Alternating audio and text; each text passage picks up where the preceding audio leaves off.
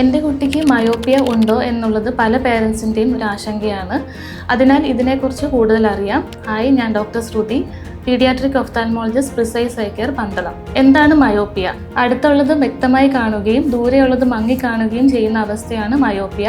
ഇതിനെ short sightedness എന്നും പറയും. കുട്ടികളിലെ കാഴ്ചക്കുറവിന് ഏറ്റവും പ്രധാനപ്പെട്ട ഒരു കാരണമാണ് മയോപ്പിയ. മൈനസ് പവർ ഗ്ലാസസ് ധരിക്കുന്ന കുട്ടികൾക്കാണ് ഇത് സാധാരണമായി കണ്ടുവരുന്നത്. മയോപ്പിയ എപ്പോൾ സംശയിക്കണം?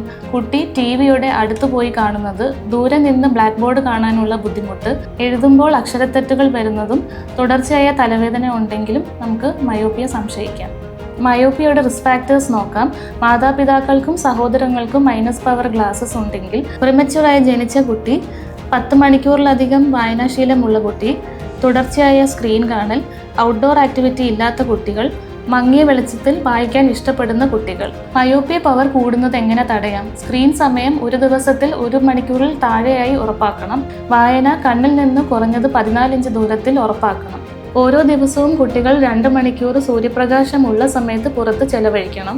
മയോപ്പിയ പ്രോഗ്രഷൻ തടയുന്നതിനുള്ള മാർഗങ്ങൾ low dose atropine eye drops, defocus glasses and രാത്രി ധരിക്കുന്ന കോൺടാക്ട് ലെൻസുകൾ എന്നിവയാണ്. മയോപ്പിയയുടെ ചികിത്സാ മാർഗങ്ങൾ കണ്ണട ധരിക്കുന്നതും ഓരോ 6 മാസത്തിലും സ്ഥിരമായി ഫോളോ അപ്പ് ചെയ്യുന്നതുമാണ്.